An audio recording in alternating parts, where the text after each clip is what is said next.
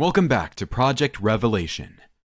Today's video is about a UFO event that took place 14 years before Roswell, part of which has recently been corroborated by former US senior military intelligence officer David Grusch. Let's start from the very beginning.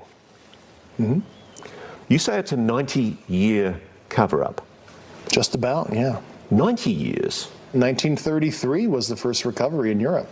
Brace yourselves, as we are about to dive into all of the claims surrounding this event, including the international intrigue, retrieval of alien bodies, involvement of the Vatican, and more. The story takes us back to the scenic countryside of Magenta, Italy in 1933. Picture perfect landscapes, rolling hills, and a sprinkle of viciousness brought to you by the one and only evil totalitarian dictator, Benito Mussolini. At the time, Mussolini had been in power for over 10 years and had established control of the Italian people through censorship and propaganda. Now, getting back to the beautiful scenery. According to legend, a dual disc-shaped craft, approximately 50 feet in diameter, crashed from the skies. Witnesses described the craft as if two traditional flying saucers had been joined together. Following the crash, the Italian military quickly seized the craft, and it was stored in the hangars of the Saia Machete in Vergante to remain a secret for decades. Much of the actual evidence in this case was uncovered in 1996 by an Italian researcher by the name Roberto Pinotti, who began receiving top-secret 1930s documents from an anonymous source, detailing the 1933 crash and numerous other UFO events and sightings. Some of these documents, authenticated by forensic consultant Dr. Antonio Garavaglia, reveal Mussolini's efforts to keep the crash a secret, including threats of jail time to silence witnesses and a media blackout on the incident. Here are two telegrams with English translations. Although Pinotti's documents do not mention alien bodies, in 2003, Bill Brophy, whose father served in the US military, claimed that his father witnessed bodies from this crash. He described them as Nordic-like beings, tall, around 7 feet with long blonde hair, large foreheads, small noses, small mouths, and no facial hair.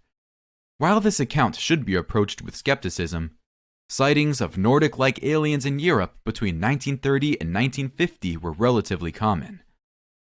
There's even this famous interview. It was stationary, this thing, and it was bright silver in colour, and it had a dome. It was tilted to sort of, I could see the occupants in it. 2 people in there. These people were beautiful people. That's the only way I can describe them.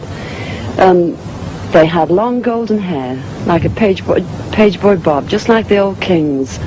You used to see photographs of the old kings. And the colour of their hair was golden. Now, I was really... What were they dressed in?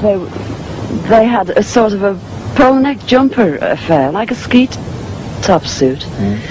They had beautiful faces. I shall never forget their faces as long as I live.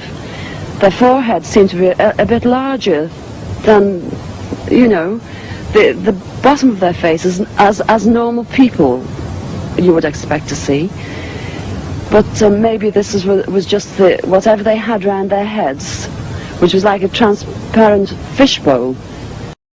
While it is fun to imagine, there is simply not enough credible evidence that bodies were recovered with the craft. What the evidence does show is that this crash event triggered an investigation by a secretive wartime intelligence unit known as the Gabinetto RS-33, led by the famous inventor of the radio, Guglielmo Marconi.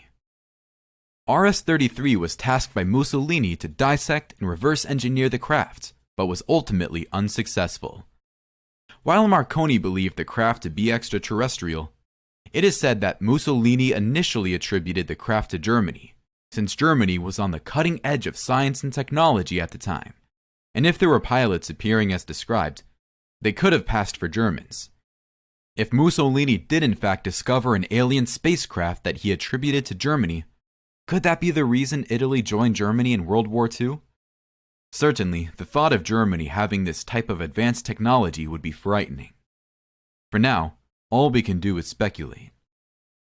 Regarding the US military gaining possession of the craft, the story goes that Mussolini confided in Pope Pius about the retrieved craft.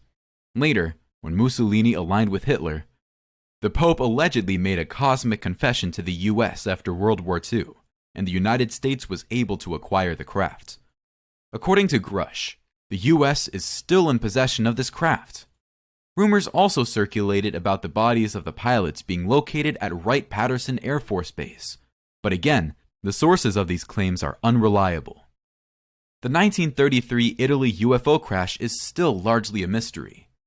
The actual evidence does suggest that something unexplainable crashed or landed in Italy in 1933, but beyond that, the scarcity of reliable information has made it difficult to arrive at a definitive conclusion. However, Grusch's recent testimony and public statements make this story surrounding this mysterious event worth reconsidering. We'd love to hear your thoughts and theories on this event. Feel free to share them with us in the comment section below. If you enjoyed this video, make sure to like and subscribe for more content.